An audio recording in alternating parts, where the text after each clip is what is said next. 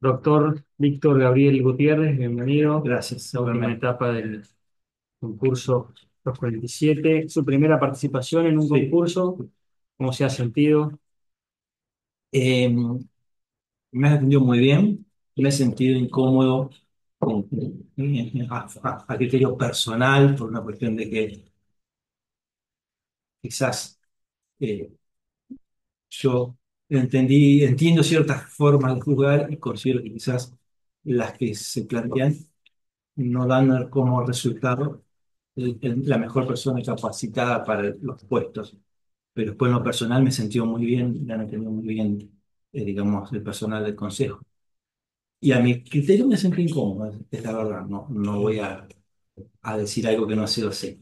Bien. Eh, ¿Pero en qué sentido? A ver si me ¿En la puede... etapa técnica se Sí. refiere? Ah, Sí, la etapa en la técnica. Ah, etapa correcto, técnica. correcto. La considero principalmente la escrita muy subjetiva, valorada por personas que quizás tengan un excelente currículum y todo, pero que no dejamos de ser colegas. Y en lo penal, lo subjetivo y la capacidad del profesional, a mi modo de entender, es el resultado del proceso. Entiendo. Entonces, yo considero que quizás las formas pueden ser distintas de cómo encara cada uno un proceso, un juicio, y quizás los resultados pueden ser distintos también. Entonces, yo, en el caso que nos había tocado, yo voy a tener un caso exactamente igual, y lo voy a encarar de la misma manera que encaré el escrito, y yo absolví mi cliente. Exactamente igual, exactamente. Con algún detalle. Entonces, por ahí considero que o sea, me sentí, la puntuación que tuve fue muy baja en el escrito y dije yo, entonces, ¿cómo se evalúa? Porque si yo tuve hace 4 años un caso exactamente igual, mi cliente salió absuelto, ¿cuál sería el resultado para poder decir el examen no coincide con la capacidad? Entonces, desde ese punto de vista, después en el oral me fue bien, con criterio. Entonces, evidentemente en el oral, donde uno debe desenvolver conocimientos objetivos y realmente técnicos, entiendo que me desenvolví bien. Y en el escrito me pasó esto, ¿sí? ¿Impugnó la nota del escrito? No impugné, no, la verdad. Le digo, como es mi primera experiencia en Ah, claro. esto, eh, y lo tomé como una experiencia, ¿sí? Obviamente concursé por el puesto y me hubiera gustado pelear por... Lo tomé como una experiencia, pero no casualidad, ustedes deben ver que todos los demás postulantes eran empleados de Poder Judiciales. El único postulante de matrícula fui yo. Los demás eran o de Neuquén, o de Cipolletti, o creo que había uno de Chubut. Sí, que también de la matrícula. Fue funcionario y ahora está trabajando en la matrícula. Sí. Entonces, no es coincidencia eso que solamente pocos abogados de la matrícula vengamos a concursar. Eh, Entiendo que quizás eso habla de una forma de evaluar de que la gente que está dentro del Poder Judicial tiene alguna forma eh, de, de- de- de estudiar y de capacitarse distinta a los que trabajan afuera. Y de tiempo ni hablar, indiscutible. O Y sea, con la corrección es anónima, está bien. no, sí, eso está perfecto. O sea, obviamente yo entendí que eso es así. O sea, nunca lo vi como a modo personal la evaluación, sino que el criterio utilizado me pareció muy subjetivo a cómo los profesionales, de hecho ayer tuve una audiencia con el doctor Pablo Méndez, o sea, lo considero un excelente profesional, pero quizás él, el resultado de él, eh, lo hubiera encargado de una manera y quizás hubiera tenido un buen resultado y yo lo hubiera encargado de otra manera y también hubiera tenido un buen resultado. De hecho, me pasa millones de veces que tomo casos de defensas públicas que lo encargan de una manera y yo los tengo que cambiar y obtengo buenos resultados. Entonces, por eso es una cuestión de, a mi criterio es subjetiva, no quiere decir que esté en lo cierto, ¿no? Cada uno tendrá su punto de vista. Es importante su opinión. La opinión. Sí, o sea, me pareció que quizás balsar el escrito solamente en eso, quizás también sería bueno un poquito de lo objetivo, de lo técnico en lo escrito. O sea, expresar conocimientos técnicos, expresar qué es un instituto de supervisión de juicio a prueba, o sea, completar lo técnico en lo escrito a otros, más amplio para poder también no generar o no dejar solamente la evaluación a esto que es A la resolución a del la caso. resolución de un caso, que quizás hay muchísimas maneras de resolver el caso y como les repito, el resultado de haberlo encarado mal o bien es el resultado de la persona, ¿sí? Doctor, igualmente sepa usted que en el diseño de la parte concursal y por reglamento, ¿no? El jurado tiene la autonomía absoluta de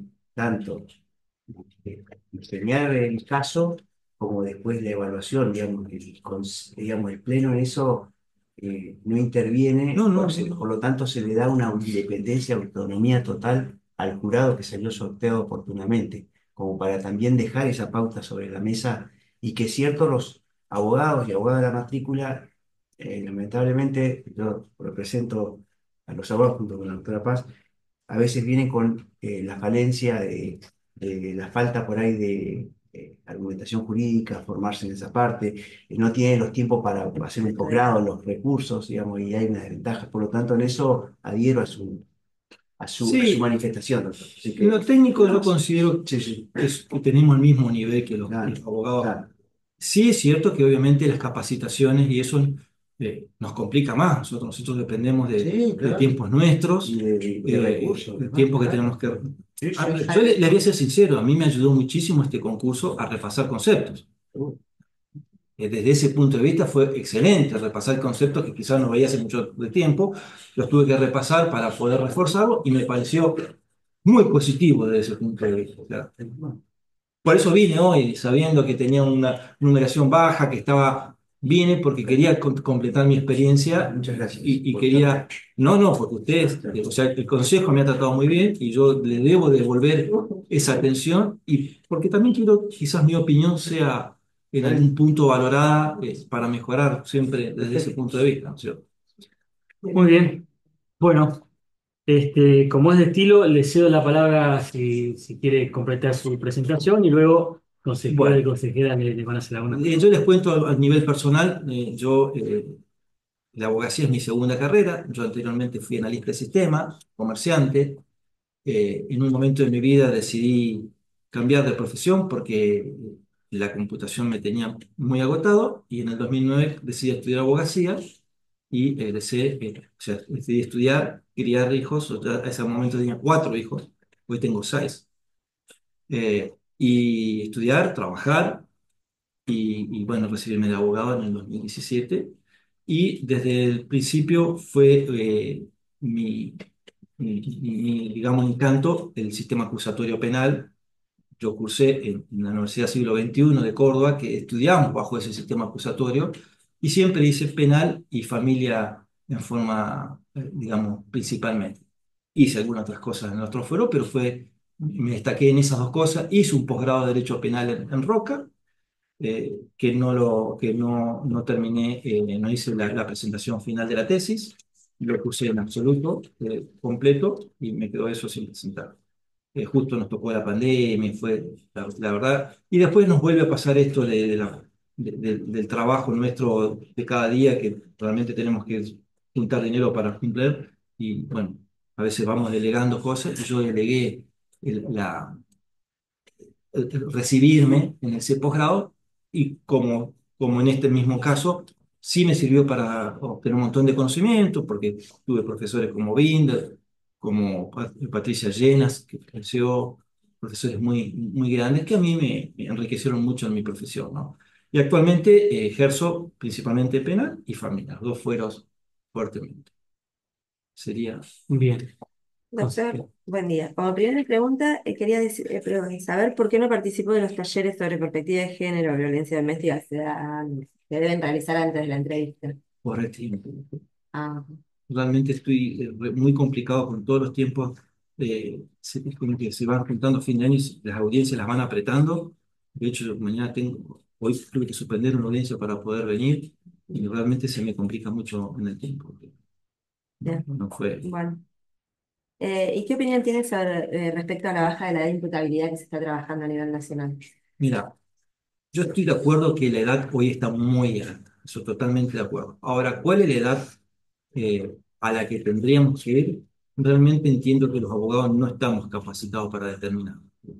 sea, yo entiendo que una persona, para poder ser tratada penalmente con un régimen penal de adulto, debe poder comprender la criminalidad del acto. Y comprender la criminalidad del acto no significa solamente saber que si le disparo a alguien lo voy a matar, sino que aparte tengo que comprender que atrás de matar a alguien produzco una extensión del daño que realmente es importante. Y eso es lo que por ahí muchas veces entiendo que muchos niños no comprenden por su capacidad. Entonces, a mi criterio, para poder determinar cuál es la edad, sí estoy de acuerdo que 18 es muy alta, que hasta 16 considero también que podría ser alta, pero ¿hasta dónde sería la edad mínima? Considero que eso debería incluso hasta evaluarse en cada caso en particular, realizarse un estudio en cada caso en particular.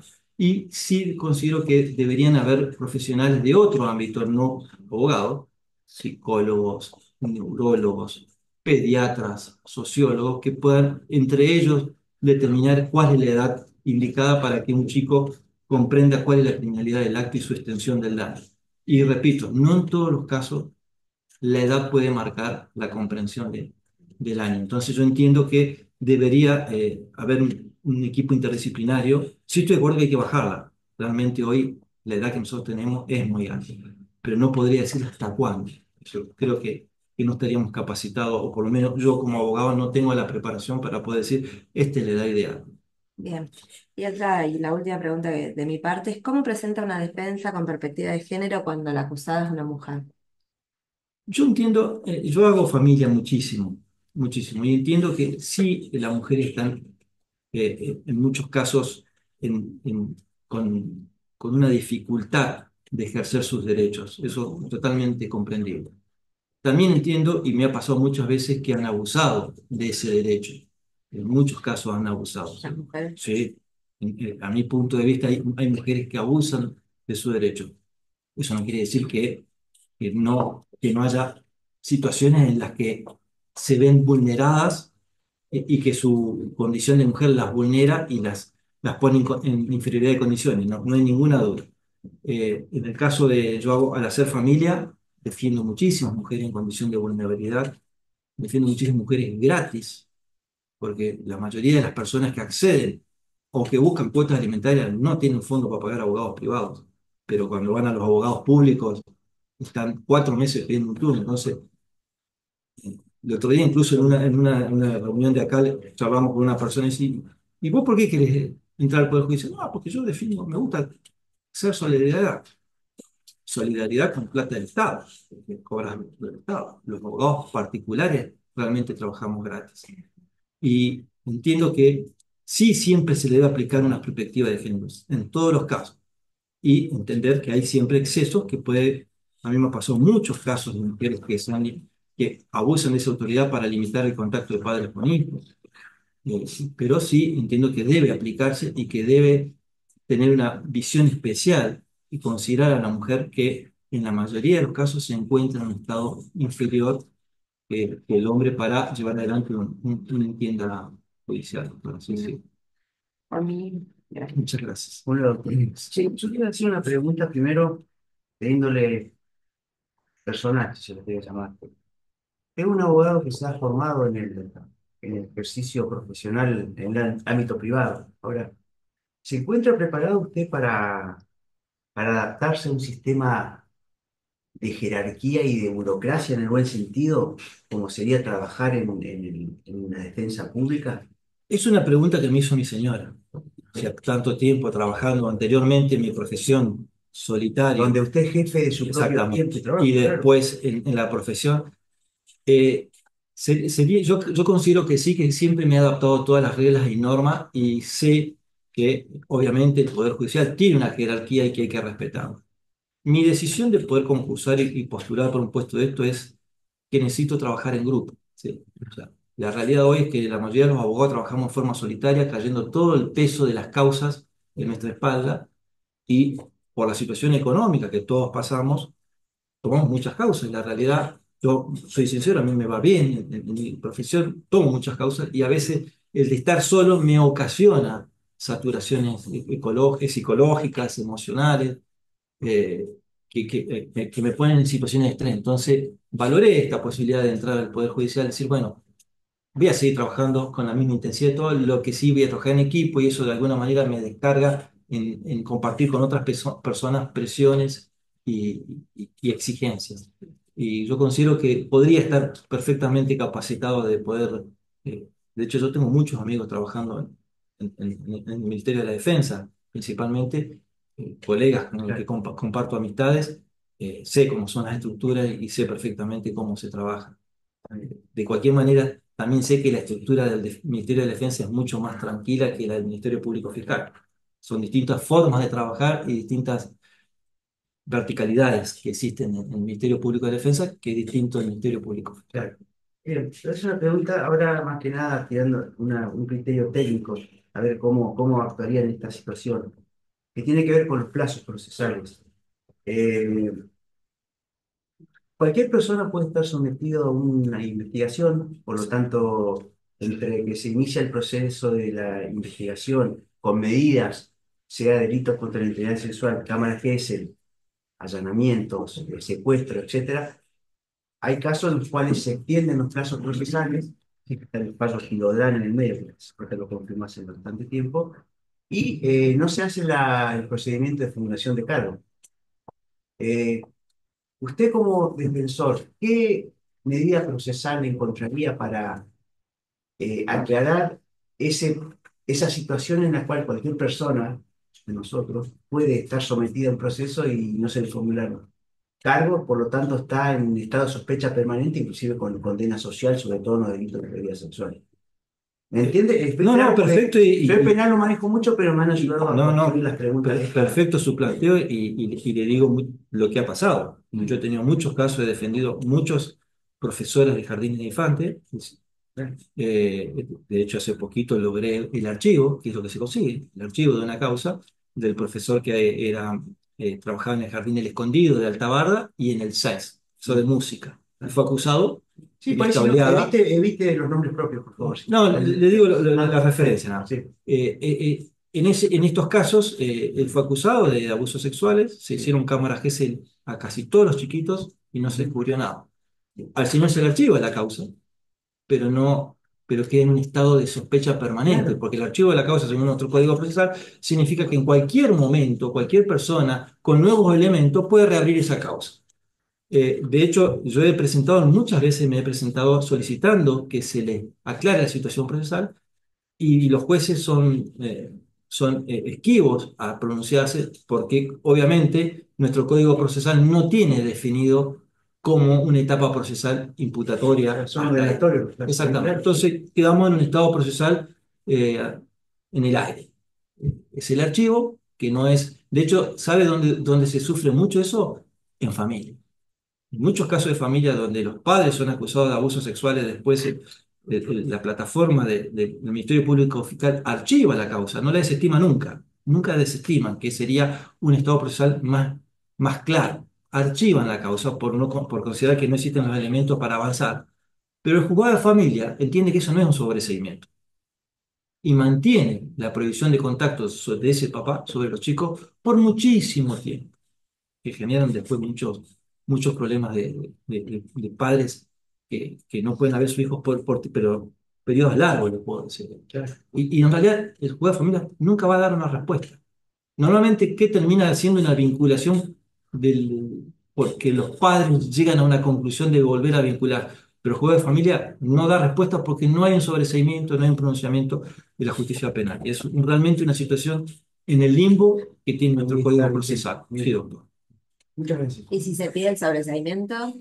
No lo otorgan No lo los jueces porque para que haya un sobreseimiento tiene que haber una acusación, que sería la entonces formulación ya de está. cargo. Nunca se produce la Queda ahí. formulación de Claro. cargo, entonces he ido a pedir el sobreseimiento y los jueces No pueden. no se puede porque no hubo una formulación, no hay una imputación Me han formal. comentado en otro tipo de delitos, por ejemplo, trabajadores acusados de un delito en una empresa X, donde está en esta situación donde el caso no se le resuelve y la empresa le dice hasta que no haya sobrecimiento yo no te vuelvo a reincorporar o a tomar, entonces lo dejan en el estado Sí, sí, de gestión fiscal. sí, sí, que quedamos en un estado de realmente, se ha ido hasta el Tribunal Superior de Justicia y tampoco el Tribunal Superior de Justicia ha Pues el resuelto. fallo que lo darán tiene Exacto. que ver con el tema de lo que son plazos ordenatorios. Sí, Está exacto, vigente. exactamente. Está bien. Doctor, ¿qué tal? Buen día. Buen día. Tengo dos preguntas a raíz del comentario que hizo inicialmente. Mis preguntas van por otro lado, a diferencia de las anteriores. Usted que ejerce en el fuero penal, ¿tiene acceso a los legajos sin ningún inconveniente?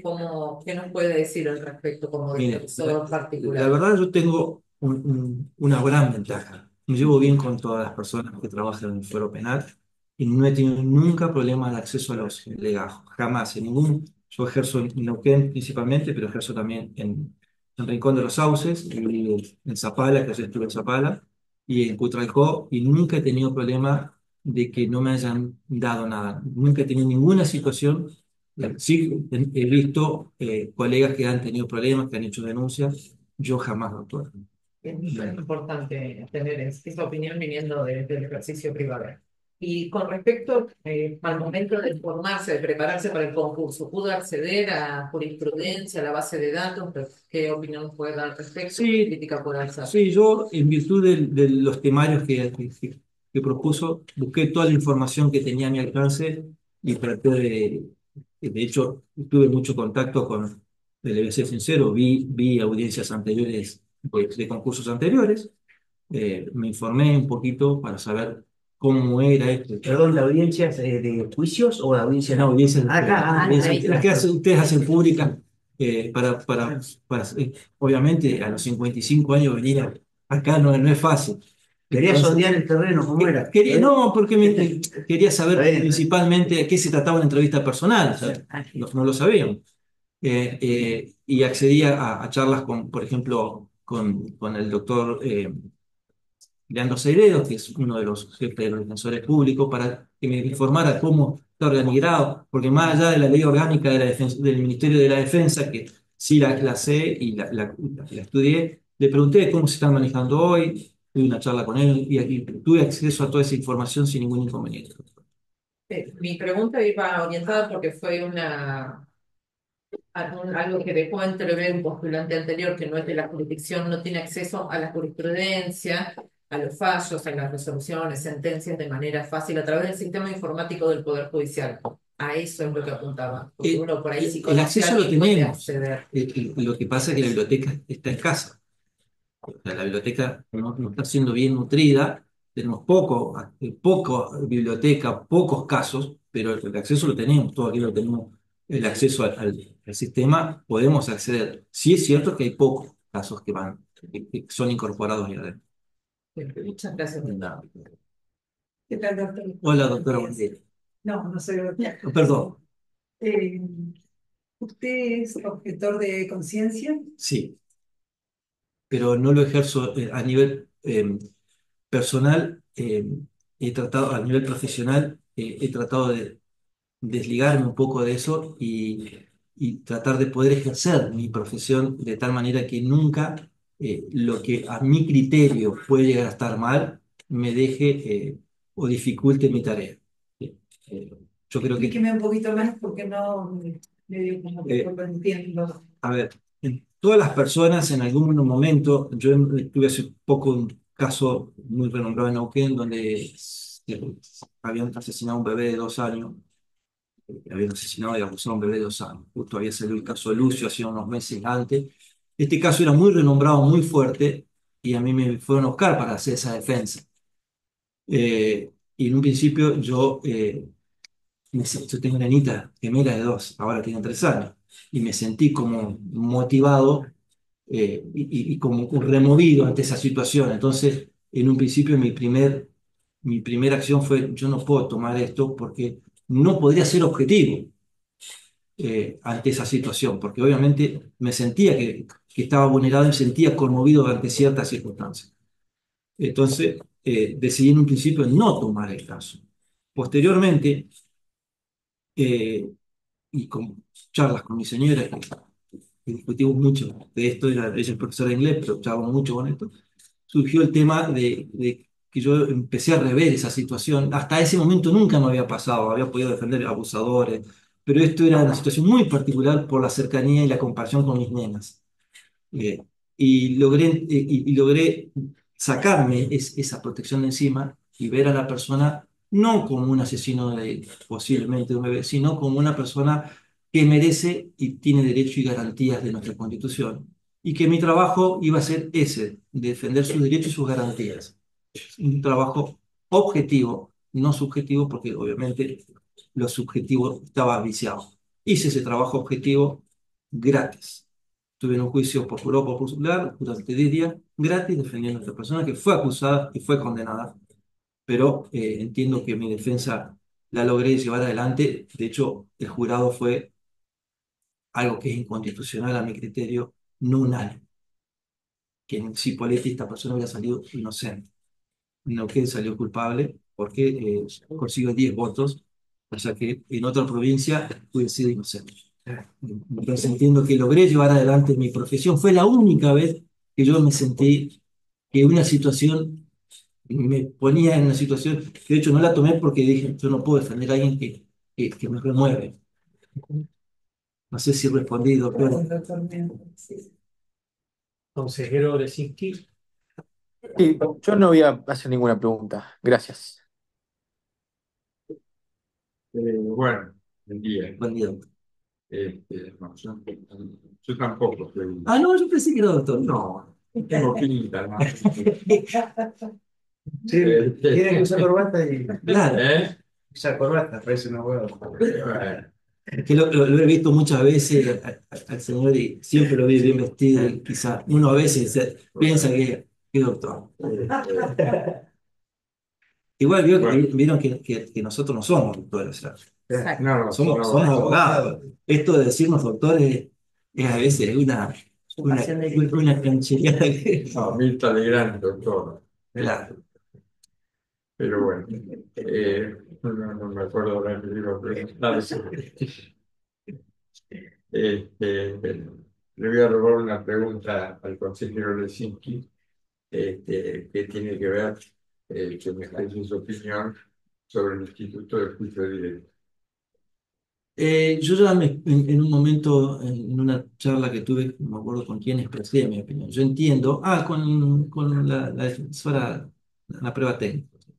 Yo entiendo que el juicio directo vulnera algunas garantías constitucionales porque muchas veces necesitamos de alguna manera tomar conocimiento pleno, no solamente del hecho, sino el previo al hecho, y no siempre estamos en las condiciones de producir prueba. Hay pruebas que deberían producirse y que entiendo que deberíamos tener por lo menos una etapa. Sí considero que podríamos acortar los tiempos de los que hoy tenemos, acortarlos mucho más, pero el juicio directo considero que lo pone al imputado en una condición de vulnerabilidad y de limitación de defensa que quizás no sea lo ideal para un sistema garantista como es el sistema Ficha Prueba. Y bueno, la fragancia tiene que ver mucho con los sentidos. Exactamente. Me acuerdo que cuando cursaba teología en la Universidad de El Salvador, el profesor nos preguntaba: ¿ustedes creen en los sentidos? Sí, sí. O sea, que creen que el mar y el cielo se juntan en el horizonte. Entonces, por ahí, eh, no siempre ¿No? Exactamente. la fragancia este, Es la realidad de los es hechos. la realidad de los hechos. Hay Pero circunstancias. aparte, hoy se suma un elemento que el consejero Sepúlveda usó mucho, que tiene que ver con la inteligencia artificial. Que hoy un video Sí, donde se pueda probar a través de él la fragancia, puede ser adulterado sin que nadie se entere. Sí, sí. Sí, sí, por eso no es solamente eso, sino que muchas veces las acusaciones también vienen desproporcionadas y uno necesita hacer un estudio de los hechos, cómo sucedieron, si la persona que hizo el hecho estaba en sus capacidades psicológicas, emocionales, que le permitía tomar conocimiento del hecho que estaba cometiendo. Todo eso necesita un tiempo de producción de pruebas que el juicio directo no lo tiene. Muchísimas gracias. doctor, una pregunta, le hago una última. Eh, ¿Cómo usted se desempeña en varias circunscripciones? Sí. ¿Cómo ha sido su experiencia así? Algo concreto, digamos. ¿Es distinto litigar acá En la primera, que en el interior, ¿qué diferencia? No, no, la verdad, obviamente la primera circunscripción tiene muchos recursos, instalaciones, Eso se nota. sí, ni hablar. Ayer fuimos a Zapala donde estábamos en Doctor Rock. La jueza, la operadora, el defensor y mi clienta casi se tiene que dar la puerta. Pues Zapala está proyectado. Sí, a futuro, ¿no? Utracó tiene lindas instalaciones, bueno, Rincón de los Sauces tampoco tiene instalación. Pero no, o sea, más allá de eso podemos ejercer nuestra profesión sin inconvenientes. ¿Sí? Muchas gracias. Una pregunta más. Doctor, muchas gracias por su tiempo, su participación. Quiero que sepa que para este consejo lo hemos dicho, ha formado parte incluso de nuestras políticas, con preocupación propiciar la posibilidad de que los abogados de la matrícula puedan participar en concursos con chances de éxito. Somos absolutamente conscientes porque la experiencia nos indica de que si no generamos modificaciones eso es muy difícil. La escuela de la magistratura, que está en su etapa de gestación y de formación, con las limitaciones naturales que se tienen, propicia coadyuvar a alterar esta situación de modo tal de lo que yo mismo califiqué como democratizar el acceso al Poder Judicial. Este, de tal modo de que es algo que somos absolutamente conscientes de esta situación y de esta limitación objetiva que tienen los profesionales para atravesar exitosamente un proceso concursal. Compartimos la preocupación y realmente agradecemos la participación, aún en estas condiciones desventajosas en mi opinión, de tal modo que un reconocimiento compartido de todo el panel. Muchas gracias y muchas gracias por la posibilidad. Bueno. Muchas gracias.